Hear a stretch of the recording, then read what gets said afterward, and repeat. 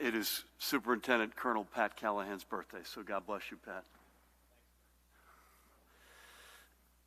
Would normally, I think if we were in happier, better place, would be singing for you, but we'll put that on the back burner. You've got a better voice than any of us, so.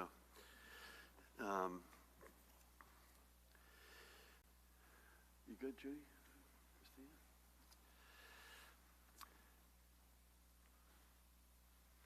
Good afternoon, everyone.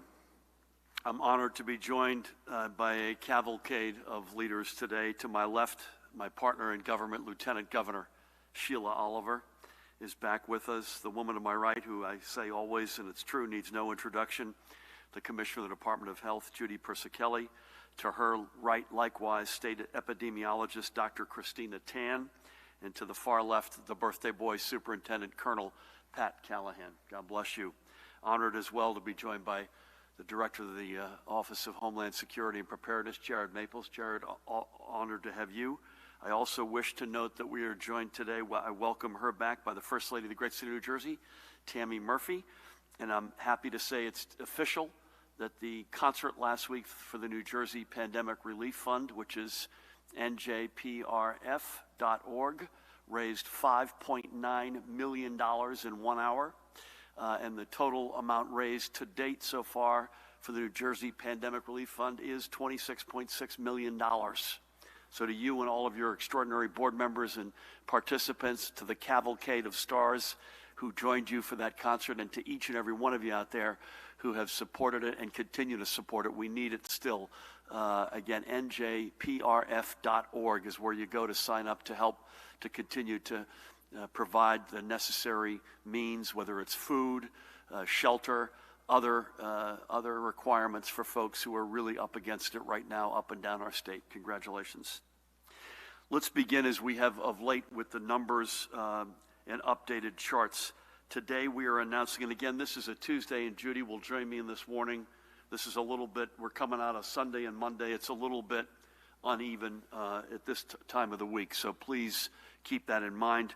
We're announcing an additional 2,887 positive tests results. That pushes our statewide total to just under 14,000. On this, there were, in case you're doing math at home, there were duplicate test results that have been removed from yesterday, so that is how we reach our current total. And the department is now using the 10 p.m. numbers to align with the data pulls from our hospitals, so we have the same time frame across all data. As we discussed yesterday, our ability to put our state on the road back relies upon all of us continuing our social distancing to bend the curve down and keep it going down. And you can see that bend is happening, but we need to see that just literally going down and nose diving. Let's go back to the map that we have been showing from time to time. This charts by county statewide spread rates, and again, this is the amount of days, bless you, that it takes in each county for the virus to double. And we see most of the state is now in that middle shade, meaning most counties have a rate of doubling between 2 to 4 weeks. We need to get every county to both the lightest shade and then get the New York Times to redo their color code so we can make even more progress. In our healthcare system, as of last night's reporting, there were 6,476 patients hospitalized for COVID-19. This is relatively unchanged from Sunday night, but it's down roughly by about 1,000 from a week ago. And Judy, when she goes through her numbers, will add some context, including some regional context to those numbers. Our field medical stations reported 60 patients. There were 1,809 patients in either critical or intensive care, and this number is virtually unchanged and still down significantly from last week. Ventilator use continues to trend downward to 1,262 currently in use. May that continue to go down. There were 488 new hospitalizations yesterday, and the trend line continues to point in the right direction. But by the way, folks, 488 people. I want to open this place up as much as the next guy, but that's a lot of folks going into hospitals still in this state, and that's as of yesterday. For the 24 hours preceding 10 p.m. last night, our hospitals reported 419 total discharges. And on this, I would like to note that Hackensack University Medical Center will be discharging its 1,000th COVID-19 alive patient today, and that's an incredible milestone. 1,000 discharges of folks who have left HUMC alive, and God willing, most of them are on the road to recovery. I thank Bob Garrett, Kenny Esser, and the entire team at Hackensack. As we discussed at length yesterday, the data that we show you is critical, not just engaging our efforts against COVID-19, but also engaging our readiness to put our state on the road back. They are an important measure of public health, and before we can begin to look at restoring our economic health, we must secure our collective health. Again, our mantra continues to be public health creates economic health. We must take the steps in that order.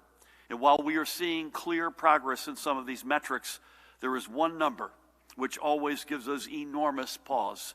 And sadly, with the heaviest of hearts, we must report 402 additional fatalities, meaning that we now have lost a total of 6,442 residents to COVID-19 related complications. God bless each and every one of them. And on this, we should note that this is not, and Judy would want me to say this, is not necessarily a one-day total of 402. We expected that more deaths which occurred over the weekend just had yet to be counted. They now have, and let this never, ever, ever be a math reality. The math matters, but what really matters are the precious lives we've lost. Let's remember a few of them. This is Gary Walker, bless him, with his wife and daughter. In 1997, he became a firefighter in Oakland in Bergen County, eventually rising to be assistant fire chief in fire company number 2. But just fighting fires wasn't enough for Gary. He also served as a special police officer in Halden, and from there joined the Bloomingdale Police Department in 2000. For the next 20 years, he would be a fixture in Bloomingdale, serving as a patrol officer, and he was also a delegate to the Policemen's Benevolent Association. He epitomized the selflessness of our first responders. In addition to his brothers and sisters in public service, Gary also leaves behind his wife, Danielle, with whom I had the honor of speaking over the weekend. God bless her. As you can imagine, this is awfully, awfully hard on her and on their daughter, Demi, who was 11 years old. Gary was only 53 years old. Gary and Demi especially had big dreams together, whether it was looking for celebrities for Demi to interview for her YouTube channel called Chasing the Dream, and I signed up with Danielle, if Demi will have me, by the way, to be one of her interviewees, or visiting, as you can see right here in front of you, an example of this, visiting every baseball and football stadium in America. Demi, I know your dad will be with you as you keep chasing your dreams. To them, to each of those gals, and to everyone Gary touched through his life and career, we offer our deepest sympathies, our condolences, our prayers. And Gary, to you, pal, we say thank you for making the safety of our communities your life's work. God bless you.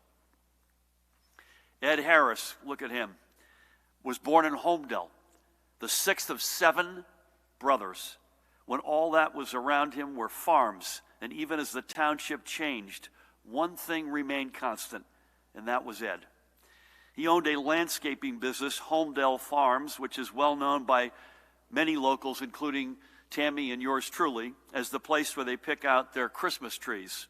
But Ed also loved sports and was an AAU basketball and baseball coach. Community ran in his blood. And again, Ed was just 55 years old. Ed leaves behind his wife of 25 years, and I had the honor of speaking with her over the weekend, Dina, and their 2 grown sons, Jeff and Nick, and they were also on the call, along with a strong extended family.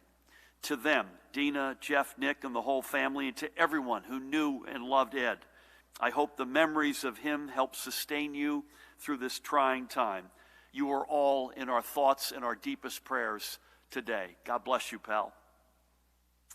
And finally, Thomas Leonard was only 60 when COVID-19 took him from us. Born in Queens, he was a longtime Montclarian, although I think they had recently just bought a home in Vernon. An attorney, Tom was partner in the New York-based firm Barry, McTiernan & Moore, but that was just his professional life. To his family and friends, he was a diehard Giants, Mets, Rangers fan, talk about bearing a few crosses, who stuck with his teams through good times and bad. In fact, I said to his wife, Patricia, over the weekend, having heard about Tom and his lifelong fanship of the Giants, I was thinking of him as they played the draft out on Saturday. He loved to golf and ski. When he and his wife, Patricia, and as I mentioned, I spoke with her and had the honor of speaking with her a couple of times this weekend, when they would open their home to friends and family, which was often, Tom would usually station himself at the stove, cooking or pulling a favorite bottle of wine to share. He loved to read, he loved cars, and loved to play along with Jeopardy. He loved life. Aside from Patricia, with whom he shared 30 years of marriage, he also leaves their twin sons, Brian and Gavin, his two sisters and brother, and an extended family of many nieces and nephews. He also leaves behind a lot of friends. May God bless him, his memory, and all in his family and beyond who he touched. 3 more members of our New Jersey family, 3 among the 6,442 lives that COVID-19 has claimed in our state.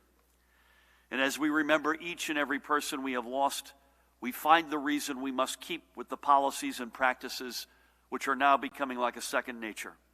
Maintaining our social distancing, wearing masks as we all do, isn't just about getting us to the point where we can begin our restart, which it is. It's about saving lives.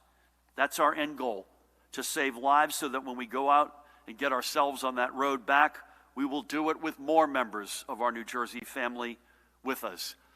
We cannot do it any other way. A couple of items, if I may.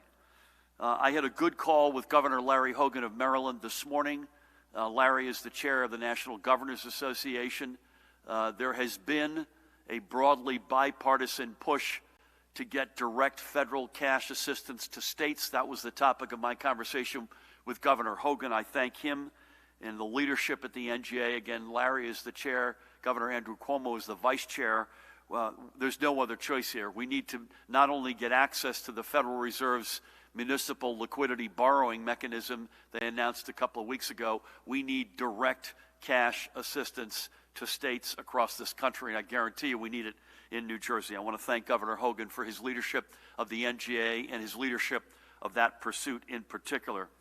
I want to recognize a colleague of ours who passed yesterday at 2 o'clock, Dr. Ranjana Madhusudan. Ranjana, with whom I spoke as recently, I believe on Saturday, with her husband, and her 2 children. She did not die of COVID-19. Sadly, she died of cancer, and she reached out to me when I was diagnosed with cancer as she was in the fight of her life, which sadly she lost yesterday. She was an extraordinary individual, an economist. She worked in our Department of Treasury for decades. I think she joined in 1993.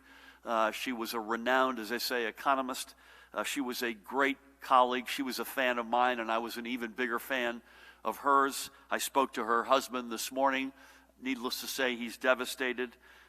She did have the great joy of welcoming her granddaughter, I believe Nora is her name, and greeting her before she had to stay home in her last stages in San Francisco. So God bless you, Ranjana. Thank you. You've got a ton of friends in government and in this state and around the country. I also want to raise one other item that was raised indirectly to me today, and I thought it was a really good one. And it has to do with Memorial Day. And my friend had the good judgment to come to me representing a Gold Star mother who wanted me to remind everybody that when we talk about Memorial Day, and I'm as guilty as anybody here, and we talk about what it may look like and the potential to have a shore that looks in some form or fashion to bear some semblance to normalcy, the reminder is, let's never forget what Memorial Day is about. This is a salute, a solemn salute to the veterans who have given their lives in service to our nation. Let us never forget that. And sadly, as we've reported now virtually every day, some of these men and women we are losing to COVID-19, whether they are in veterans' homes, in long-term care facilities, in hospitals, or even passing at homes.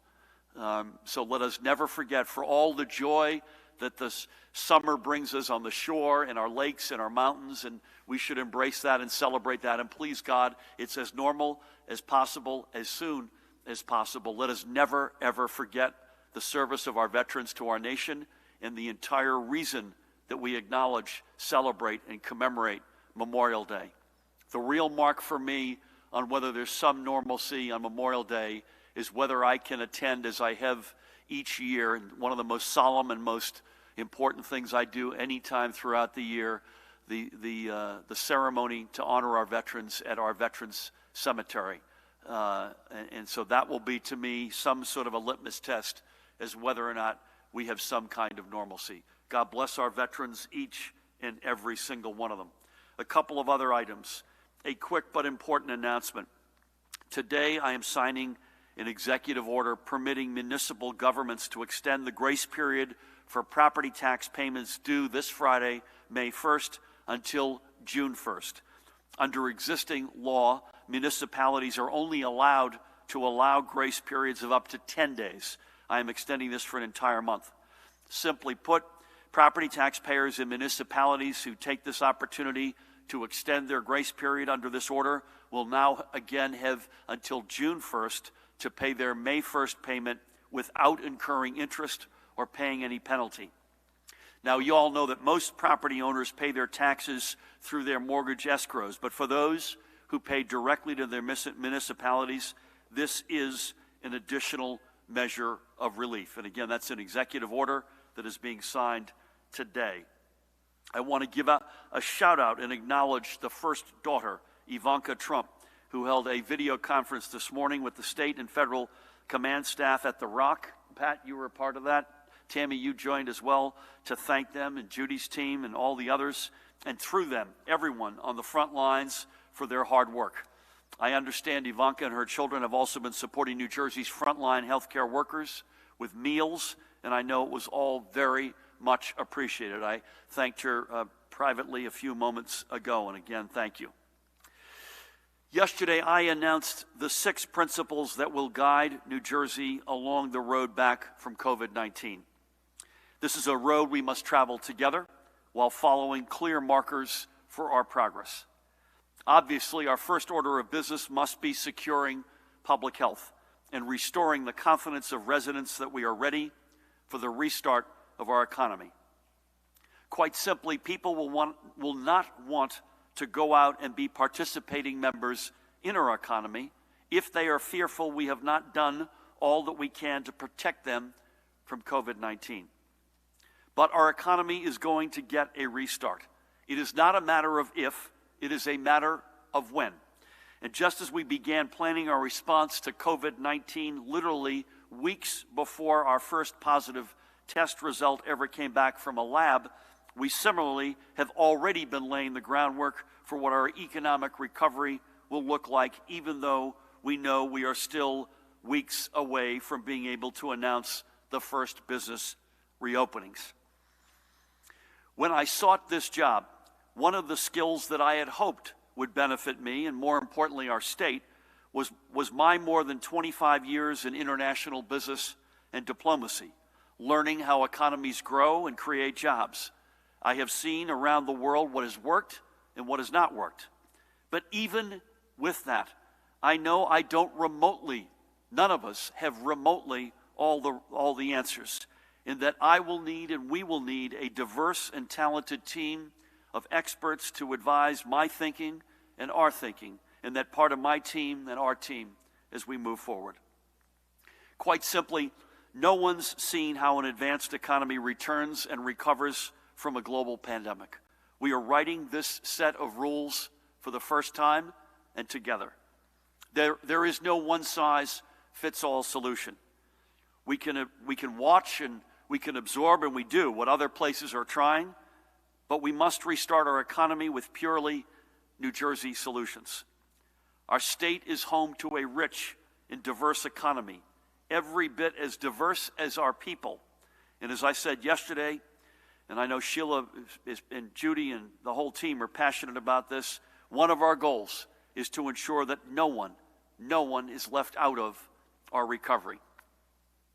To guide me and us in this process, I have assembled a team that I believe is unrivaled in terms of its diversity of experiences, perspectives, and expertise. This will be the Governor's Restart and Recovery Commission. It is composed of experts in a multitude of fields, from academia to industry to the arts to labor and so much more. They bring passion and vision to the table, and if there's anything we need right now, it is both. So here's who they are. The co-chairs of the commission are Merck Chairman and Chief Executive Officer Ken Frazier and Dr. Shirley M. Tillman, President Emerita of Princeton University and current Professor of Molecular Biology and Public Policy. Sitting as members of the commission are Dr. Ben Bernanke, former two-time chair of the Federal Reserve and distinguished fellow in residence with Economic Studies program at Brookings Institution. Dr. Rich Besser, President and CEO of the Robert Wood Johnson Foundation and former acting director of the Centers for Disease Control and Prevention. Evelyn McGee Colbert, founding member and president of Montclair Film and vice president of Spartina Productions. Chairman of the Board of Directors of Amtrak, partner and executive committee member of Windles, Marks, Lane, and Mittendorf, and chairman of Suez North America, Inc., Tony Kosha. Jessica Gonzalez, founder and chief executive officer of InCharged and founder of Experience VendX. Former provost of Northwestern University and incoming Rutgers president, Dr. Jonathan Holloway. Lisa P. Jackson, vice president of Environment Policy and Social Initiatives at Apple, Inc., and former administrator of the U.S. Environmental Protection Agency under President Barack Obama. Many also remember Lisa as a former commissioner of the New Jersey Department of Environmental Protection. Former Secretary of Homeland Security under President Barack Obama, Jay Johnson, who was a partner at the law firm Paul Weiss, Rifkin, Wharton, and Garrison, LLP. Charlie Lowry, Chairman and Chief Executive Officer of Prudential Financial, Inc. Founder of Denise Morrison and Associates, Senior Advisor for PSP Partners, and former President and Chief Executive Officer of Camden's Campbell Soup Company, Denise Morrison. Dr. Bill Rogers, Professor of Public Policy and Chief Economist at the Heldred Center for Workforce Development at Rutgers University, and former Chief Economist at the U.S. Department of Labor. Neera Tandon, President of the Center for American Progress and CEO of the Center for American Progress Action Fund. Director of the Human Rights and Community Relations Department of the American Federation of Teachers and former New Jersey Secretary of State, Reverend Dr. Regina Thomas. And Richard Trumka, National President of the AFL-CIO. And let this send a clear message to our brothers and sisters in labor that you have a seat at the table. Additionally, 5 members of the administration will sit as ex officio members. 2 of them are with me today. The woman on my left, my partner in government, Lieutenant Governor Sheila Oliver. To my right, Commissioner Judy Persicelli. In addition to them, Chief of Staff George Helmy, Chief Counsel Matt Platkin, and Chief Policy Advisor Kathleen Frangione.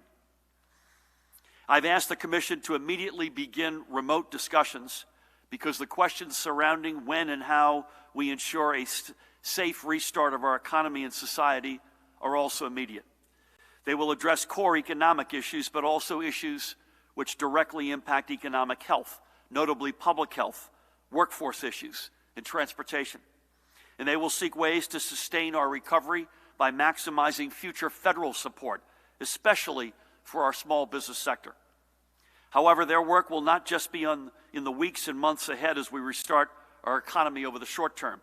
I've asked the Commission to look at potential long-term investments that will speed our recovery and position our economy for overall success, while accounting for the incredible fiscal challenges we will face due to the impact of COVID-19 spread. For the past 2 years, we have been focused on creating a new New Jersey economy, one built on reclaiming our place as the world's leader in innovation and discovery. That focus is not going to change. And to be sure, we will keep the focus that we've had over the past 2 years to change the way New Jersey handles its finances. We've had back-to-back record surpluses. We've put away more for a rainy day than any administration in over a decade. We are doing the necessary things to turn our state's finances around because a stronger fiscal foundation ensures a stronger economic foundation. Most of all, the Commission will be guided by the values that drive me and drive us every day. To build a New Jersey that works for every family, a New Jersey where we build our economy from the middle out and the bottom up, and a New Jersey that is stronger and fairer. And at every step, the Commission will ensure equity among our communities. COVID-19 has had an outsized impact on our communities of color and among historically overlooked communities. Our recovery cannot and will not overlook them. Indeed, it will embrace them. This team is uniquely qualified for this challenge. These are people who have spent their careers rising to the challenge and providing leadership on the global stage. Now they will be advocates and assets for New Jersey. I thank everyone who has stepped forward to be a part of this Restart and Recovery Commission. This is an extraordinary group of folks. Each and every one of them, including the women on either side of me, already have an overwhelmingly complex and overscheduled life and schedule. You look at the folks that we've just gone through. These are folks who did not need another responsibility. But from the bottom of my heart, on behalf of all 9 million members of the New Jersey family, I say thank you for your willingness and your commitment to serve. And I can't wait for us to get to work. From them, I want to transition before Sheila and Judy and Pat say a few words. I want to transition to thank several other New Jerseyans who are stepping up to help in their communities. And I ask each of you to keep sending us their stories by using the hashtag NJThanksYou on social media. This is Dr. Richard Watson. Dr. Watson is an internal medicine physician who has been volunteering as a provider at Dover's Zufall Health Center, a federally qualified health center that services 40,000 underserved patients across 6 counties. He's been a Zufall volunteer for the past 20 years. Now, right here, I should call a quick timeout, and I should mention that Dr. Watson, behind that mask, is 87 years old, a member of Columbia University's College of Physicians and Surgeons class of 1958, the year I turned 1.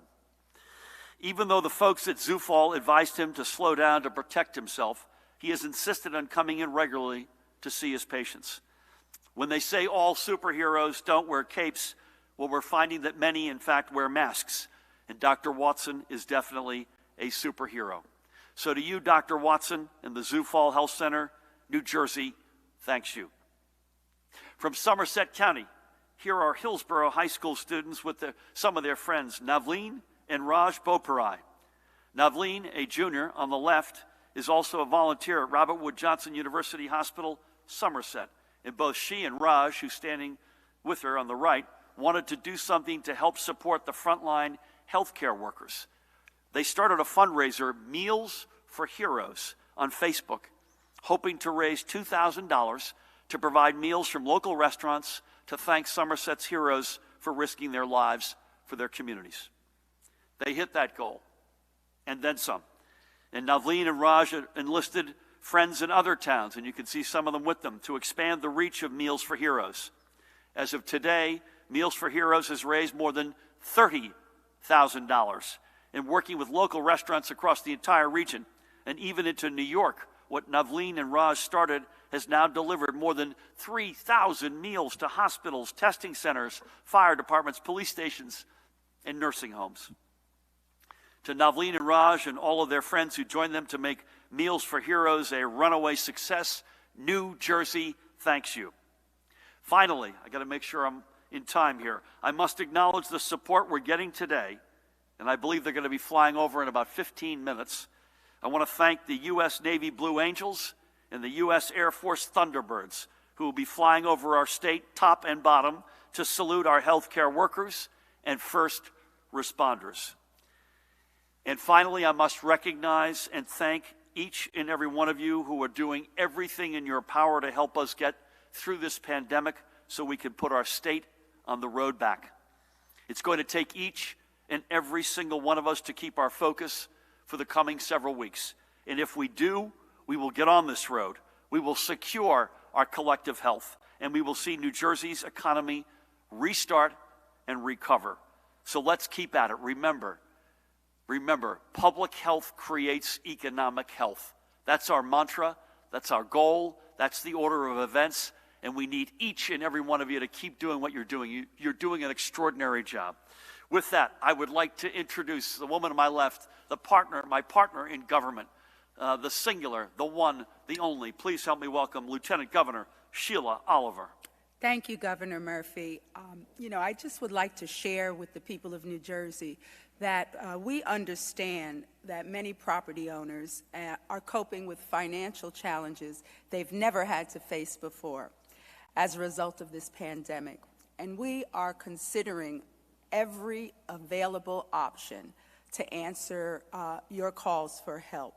And you know that I also serve as the Department of Community Affairs. Part of our mission is to provide support to municipalities and other public entities, and I just want to assure you that local government services and every other division within the department are working very hard to address the challenges before you. Allowing municipalities to institute this grace period that the governor has announced, it's going to allow New Jersey property owners who need extra time to get their finances in order so that they can submit their quarterly property tax payments by June 1st. And the governor's Restart and Recovery Commission that he has announced today represents a diverse array of individuals from all parts of the state and from various industries. He is truly bringing all New Jersey voices to the table, as you've seen in the presentation, and it includes men and women from many races, many backgrounds, and those with multiple business experience. I commend Governor Murphy for bringing this wealth of experience to our restart and recovery efforts in New Jersey. And I look forward to contributing to the solutions, especially for our more disadvantaged communities through our work at the Department of Community Affairs. And I think it's a testimony to Governor Murphy's introduction yesterday, the 6 elements of the road back. So thank you, Governor. Thank you, Sheila, for that and for everything. And I say this frequently in your absence, but I'll say it in your presence, if I may. Not only as Lieutenant Governor, but you mentioned leading the Department of Community Affairs, which literally touches every community in the state, up and down. Thank you for your extraordinary leadership. Bless you. With that, another person who needs no introduction, please help me welcome the woman to my right, the Commissioner of the Department of Health, Judy Persicelli. Thank you, Governor, and good afternoon. Well, the CDC has updated their list of COVID-19 symptoms to include chills, shaking with chills, muscle pain, headache, sore throat, and a recent loss of taste or smell.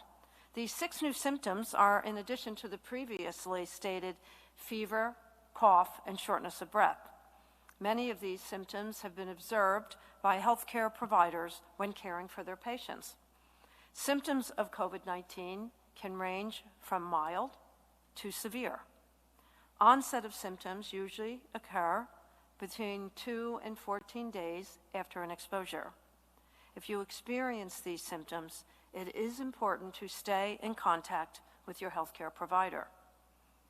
While we speak frequently about the effect the virus has had on the public's physical health, the impact to mental health and well-being is also concerning. A recent Kaiser Family Foundation poll found that 56% of American adults report that worry or stress related to the coronavirus outbreak has caused them to experience at least one negative effect on their mental health, such as problems with sleeping or eating, increased alcohol use, or worsening chronic conditions. Essential workers, such as healthcare workers and first responders, who are on the front lines, experience unbelievable traumas every day. This puts them at greater risk for mental health and emotional challenges. To all of the frontline workers, know that you are our heroes, and as difficult as this situation is, you are saving far more lives than we have lost. For everyone who is struggling right now, there are places to turn for help and support. 2 resources include the Mental Health Hotline, 866-202-4357. That's 866-202-4357. You can also text 741-741 and enter the message NJ to reach the crisis text line. This is a difficult time, but you are not alone. Please reach out for help. Take time to reach out to your loved ones. Check in with one another. We will get through this together, as the governor reminds us. We are in social solidarity. I will go through the daily report now. Last evening, our hospitals reported 6,476 hospitalizations. There are 1,809 individuals in critical care. 70% of the critical care individuals are on ventilators. That is the lowest that we have seen since the beginning of April. The hospitalizations overall are flattening. However, hospitals in the central region reported last evening that their intensive care beds were totally full. And we are seeing increases now in the southern part of the state. Last evening, we had 6 hospitals on divert, all but 1 from the central region. Today, we're reporting 2,887 cases for a total of 113,856 cases in the state.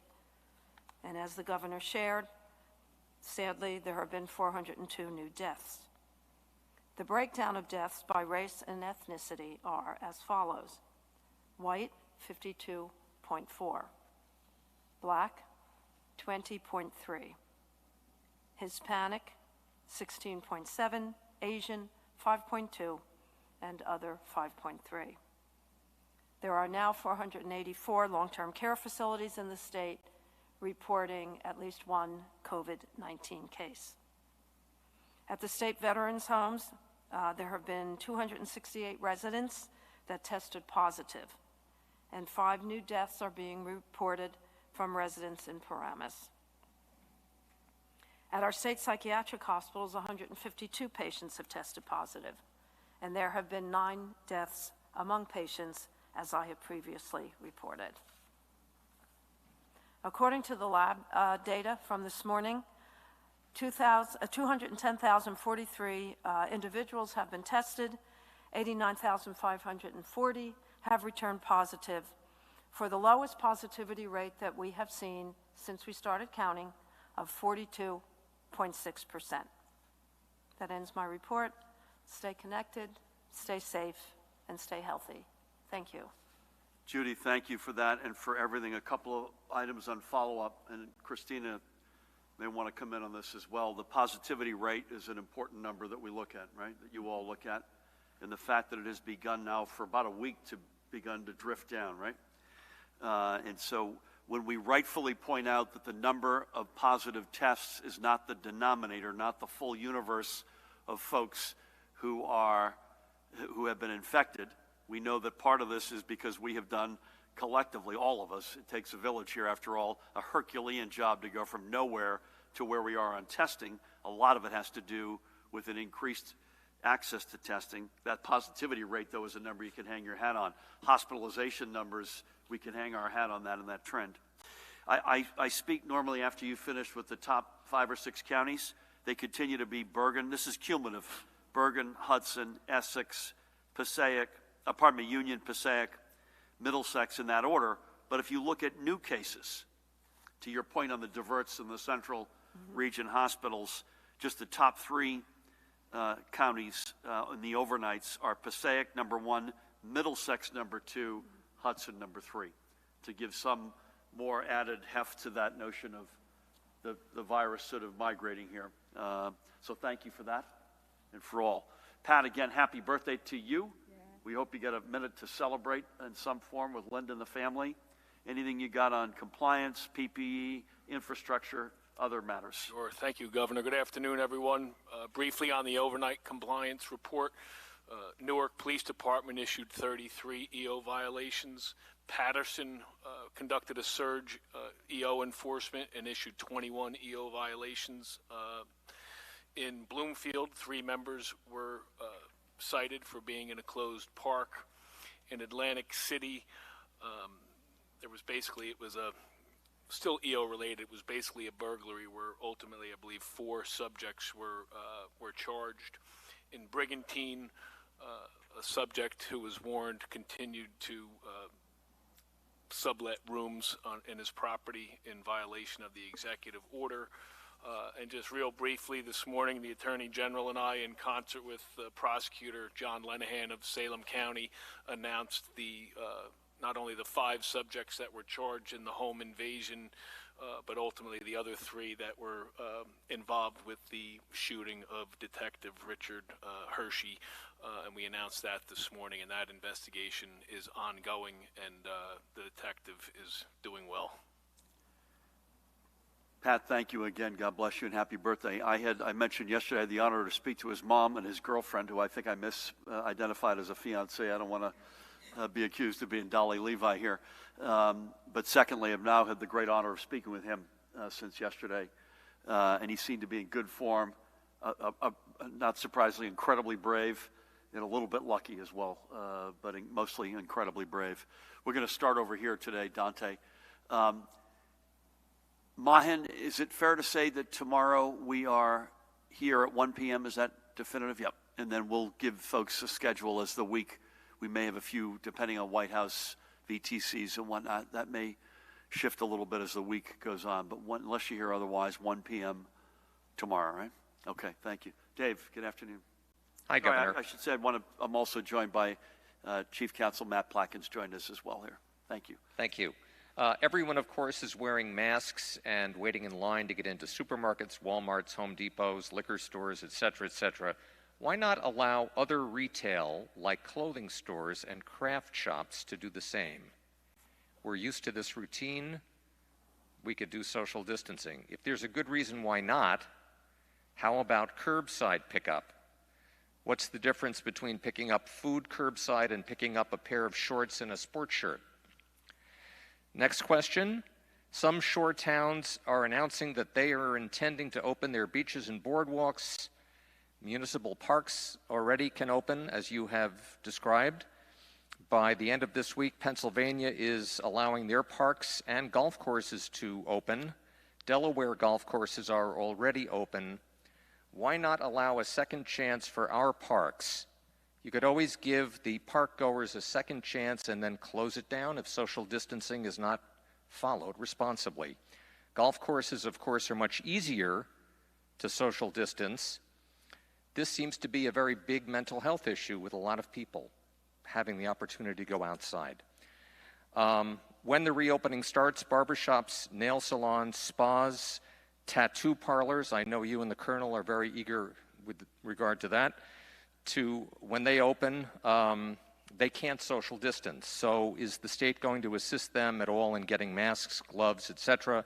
How are our efforts going to get more masks and PPE? And finally, the Restart and Recovery Commission, could you talk a little bit about their role in deciding what types of businesses will begin to reopen first, second, third, how that will be looked at, etc.? Let me try. I think these are largely on me, and maybe I may pull Matt in here and or Pat. But none of what you said in terms of craft or clothing or parks or golf is shocking to us. You rightfully point out that we have deliberately allowed certain decisions to be made at a municipal level, like, for instance, city parks, town parks. And And you should assume that those are all considerations that we're looking at, and we have been looking at, and will continue to look at. I would just say this: you've got, on the one hand, you've got weeks and weeks and weeks of built-up, pent-up frustration and sort of cabin fever. You've got on top of that weather, which, if today is an indication, is beginning to get better. We accept that. I also have to say it is true, if you look at that heat map and you look at the hospitalizations, we have some good trends right now.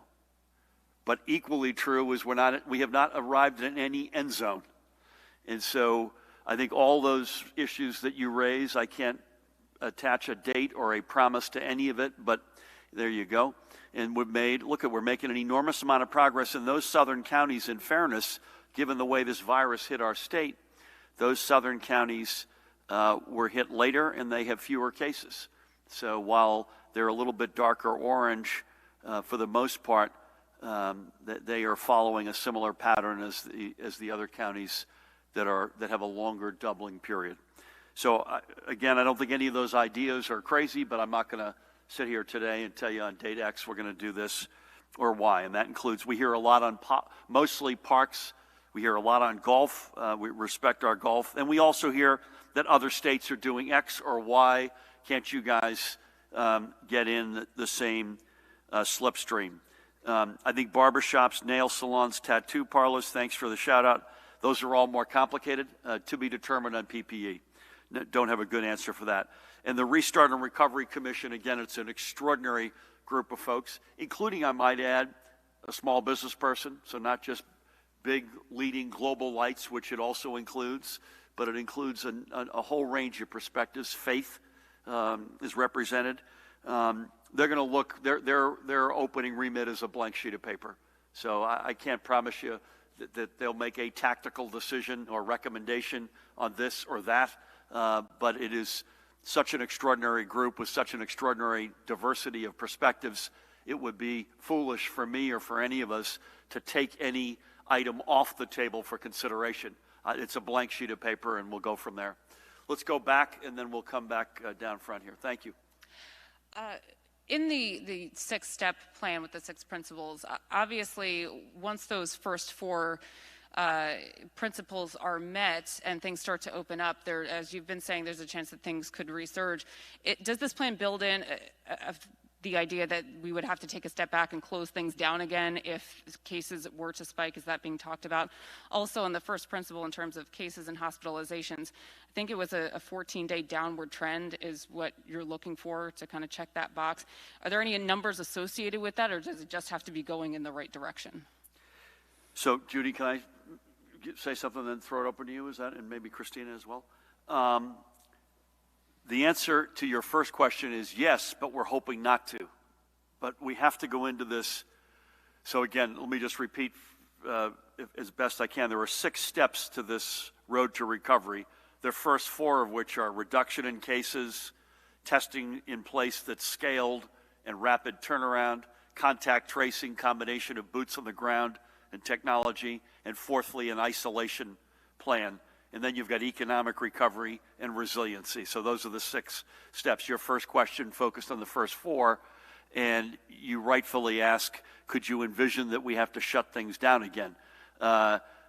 Unfortunately, yes, but we hope not to. But as the folks to my right will remind me, and Christina in particular, and Judy, these sorts of viruses have shown in the past, unfortunately, a resiliency, and they sort of go dormant, and no one knows this, right? So this is, and again, I'm not a medical expert, as if I have to remind you, but you go from some rage, such as the one that we've been in, into some dormancy, and then a return. Even if you get every step of our road to recovery right, you've got something which may well come back on you. Our fervent hope is to avoid that, is to have that plan in place, including isolation and a place where people can go, and that it works. But we have to reserve the right. If this comes back again and reasserts itself, we have to be prepared to go to a more comprehensive, which is why that resiliency piece includes keeping and funding, hopefully from the Fed's, bed capacity, ventilator capacity, PPE, keeping these volunteers somehow in the game in terms of healthcare workers in the surge. So that's my quick answer to that. Judy, anything on that, or other than the 14-day decline, anything more specific in terms of particular numbers you're looking at? So the standard epidemiologic answer is usually it depends, because I think it's important to recognize that when you look at an epi curve, when you look at the number of cases over time, there's always going to be some daily fluctuations. And again, I think everybody realizes that. But the other important piece to recognize is that the case counts, the absolute case counts themselves, and watching trends over time, what we present every single day represents a lot of different things that are happening in different geographic regions of the state. So a general number won't necessarily reflect, for example, more dramatic trends that might be occurring in a region. As the commissioner and the governor keep on pointing out, in these recent days, for example, we've seen decreases in the northern region, but we're starting to see increases in central, southern areas. So, we have to kind of look at the entire picture of the cases. We also have to look, also move away from looking at absolute cases sometimes and look at other tricks like the hospitalizations, like the burden on healthcare, like looking at the impact per our overarching population, the 100,000 population. So, so the simple answer to the question is that there isn't a magic number per se, but that it's real. Looking at the epi curve really takes into account all these different factors, which sometimes are obscured by just looking at absolute numbers statewide. Well said. Thank you. Brett, good afternoon. Good afternoon. Thank you. Barnes & Noble workers just delivered a petition calling on you. Barnes & Noble workers just delivered a petition to your office calling on you to take action to close their Monroe warehouse because there have been a number of cases there. Would you consider that? They marched the petition down to your office today. And with golf courses, I know New York has reopened them and now Pennsylvania. Why specifically? I mean, people are saying you can social distance on a golf course better than most sports. Why specifically golf courses? Are they something you've targeted? Is that it? Oh, Jesus. I've got no insight on Barnes & Noble. That's the first time I'm hearing of it, but we expect any operator of a retail establishment, of a warehouse, of any entity that is open now or we may reopen over time to adhere to the workplace conditions that we have mandated in our executive order. So that includes rigorous, aggressive social distancing, work from home policies, etc. So that's something that, if you could bear with me, we will look at. Matt and I am sure we'll be talking about that later. Matt, tell me if you disagree with this. In New York, I believe when they opened golf courses, it was private courses only, and you have to play by yourself. I believe that's true.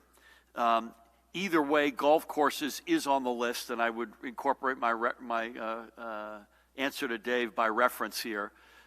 It is on the list of things that we look at regularly. I've got nothing, as I said, I don't golf myself much, but I've got nothing against golf, but we got to make sure that we do this right and that we don't have people congregating inappropriately.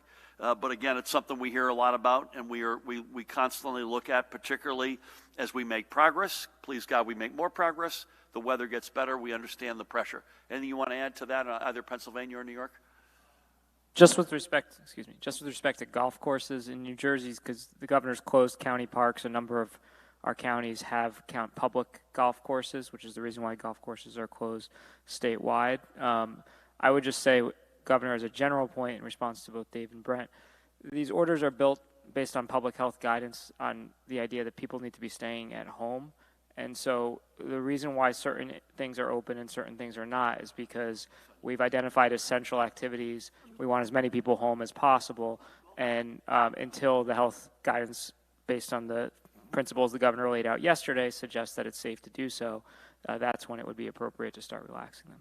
Yeah, I forgot the most basic reason. We're supposed to ask you to stay at home. But thank you. Again, all kidding aside, it is something I would consider. Do you have anything, sir? Okay. Do you have something, sir? You moved on me. I apologize. I lost my spot. You got your hair cut and you moved both, so I was just completely throwing you curveballs tizzy. left and right. Thank you. Governor, part of the plan you detailed yesterday, including safe places for isolation, rather than sending positive COVID-19 patients home to isolate with their families. At what point will the state consider designating more facilities for centralized isolation? Commissioner Persicelli, what is your reaction to the test results from 16 South Jersey long-term care facilities, and how will the findings from this study inform a statewide testing program?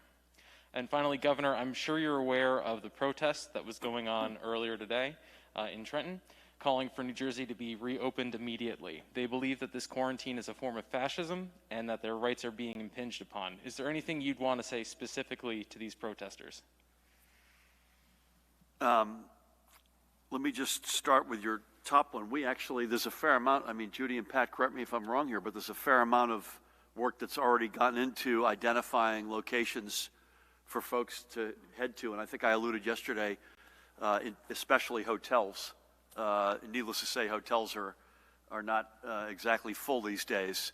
So if your question was, are we wargaming places where we could send people if they tested positive in a reopening context, the answer is yes, other than home. You all could correct me if I'm wrong. Judy, I'll defer to you on the South Jersey long-term care. And I would just say, listen, on the protesters, I don't begrudge anyone's right to protest. This is America. We all have First Amendment rights, and I don't begrudge that at all. I really wish they would do it at home, because just driving over here, I could see that they're congregating, and that's the last thing we need right now. And I hope they're not making each other sick. This notion of fascism is ridiculous. We're trying to save lives.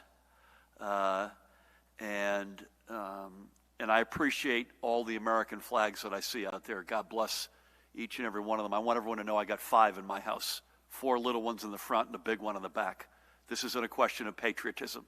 This is a question of doing what's right. Who's a patriot, who isn't? We're in here trying to save lives every single day. Do we always get it right? No, we don't always get it right. Believe me, I'm the first to admit that. We are absolutely desperately trying to save every life we can. Our heart, trust me, is in the right place. We love our country. We love our state. This is the greatest nation on earth.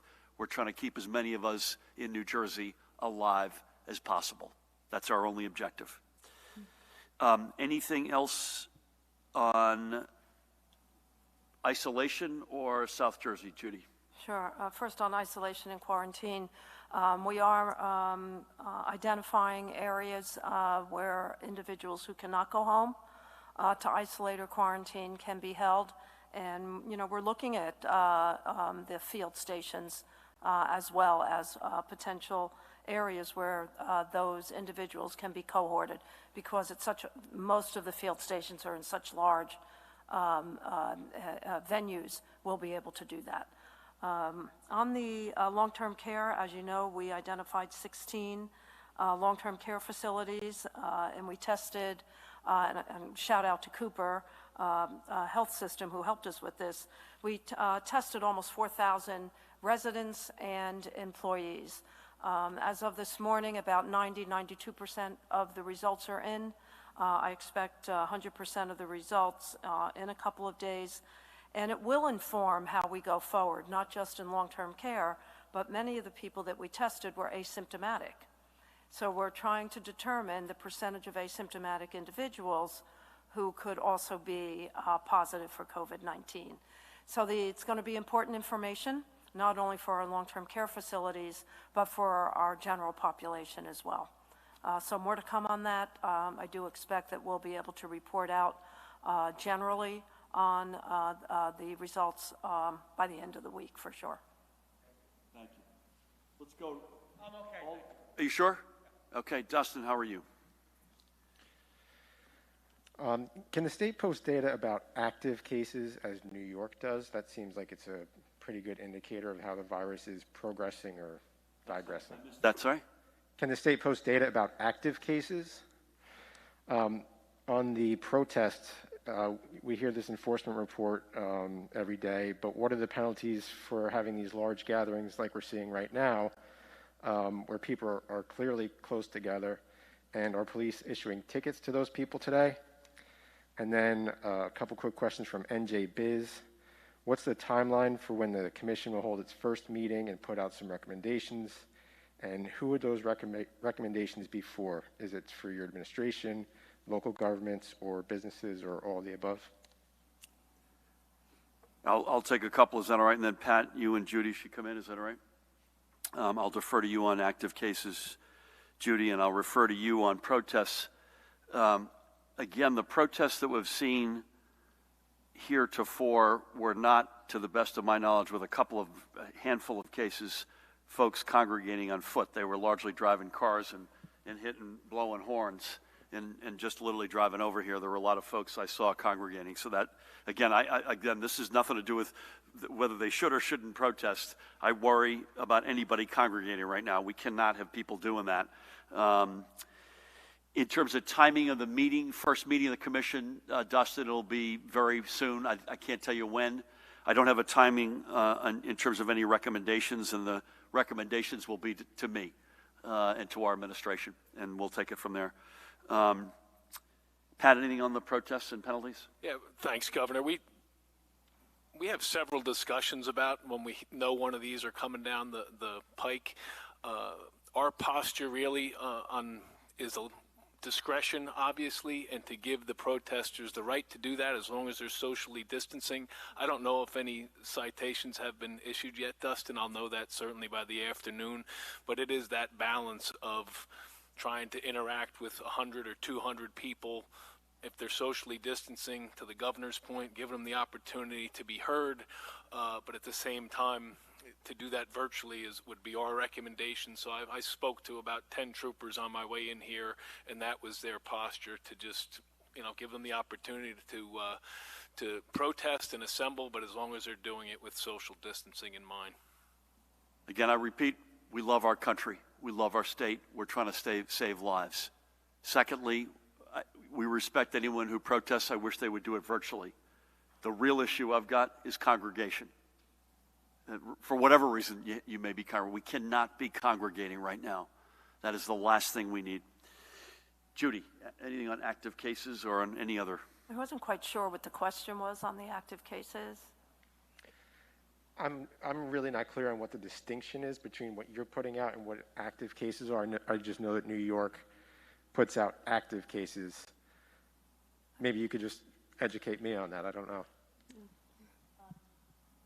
Don't know what that means, the active cases, so we'd probably have to look into what you're saying about what New York State is doing. I honestly don't know what active case means. Hey, Dust, on that one, can we follow up with you? Just because I don't watch, not because I don't love them, but I don't watch their pressers. So if we can maybe get a chance, Christina and Judy and I, to look at what it is, and we'll get back. Mahan, will you help me out there? Is that okay? Tammy, any questions? Okay. Nikita? Hi, Governor. So Deputy Commissioner of Veterans Affairs General Mark Vitersky resigned last night, 5 days after he dropped an independent House bid, and as 55, I believe, residents at a Paramus Veterans home that he is in charge of have died of COVID. Why did he resign, and who specifically is in charge of the divisions of Veterans Services and the divisions of Veterans Health Services now that Vitersky is gone? We're still getting reports of undelivered mail-in ballots for the May 12 elections. Have you or anyone else in your office reached out to the United States Postal Service? And can you say anything about specific corrective action that will be taken in this regard? And then are you considering extending the time to mail BBMs because of the delays? And lastly, ROI&J yesterday reported that Jose Lozano would be on the commission whose membership you announced today. Was that report incorrect, or was he ever on the list, or was he dropped from it at any point? I literally, I just read this morning that Mark had resigned. I met Mark when he was in uniform as a general, an outstanding member of our military, and then as a civilian leader.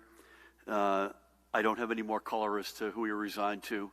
there's an acting person who came in from under him. I don't know that name. But I've got no more insights into that.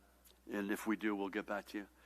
I've got no more insights. I apologize into the mail-in ballots that were left there, but I promised yesterday we'd follow up with you. I'm not sure we had, but let's make sure we do that.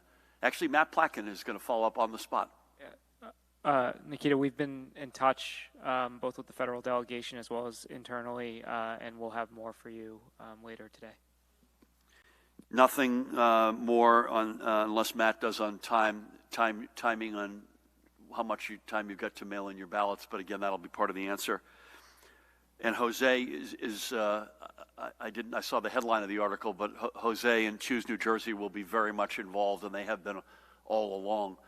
You know, there are standing armies of people who are already standing. Judy has a standing army. Sheila has a standing army. Pat has a standing army. Choose New Jersey, in its own respect, is one of those standing armies. So I haven't, the EDA, all the parts of government, or as Choose New Jersey is organizations that are outside of government but are sympathetic to our economic development objectives. So I could repeat all of that. I won't. Jose does a terrific job running Choose New Jersey. Choose is a very important organization, and it will continue to be. The folks that we put up today is a new commission that wasn't a standing army before and is now going to be an invaluable body. And I appreciate the folks to either side of me who will be ex officio from our government to make sure this connective tissue. You also notice that both Dr. Rich Besser and Jay Johnson and George Helmy are part of this because they're our representatives on the regional council. And so that's, we could have talked, and I now have for a minute, about all the various other entities that will play an important role as we try to get the state back up on its feet. So with that, folks, let's remask. Make sure I get this right size up. Again, unless you hear otherwise, Mahan, we're 1 o'clock tomorrow here. And folks, I would say to each of you watching, keep doing what you're doing. It is working, notwithstanding the enormous toll that this is taking. When you look at that map, when you look at hospitalizations, when you look at some of the other metrics that we care about, the trends are in the right direction. Please continue to stay home. Please continue to stay away from each other. What you're doing is having an enormous impact to each and every one of you. God bless you. Judy Persichelli, thank you. Dr. Tan, Lieutenant Governor Sheila Oliver, Colonel Pat Callahan, Jared, Matt, the rest of the team, First Lady Tammy Murphy, thank you all. God bless you all. Okay, see you go. Happy birthday.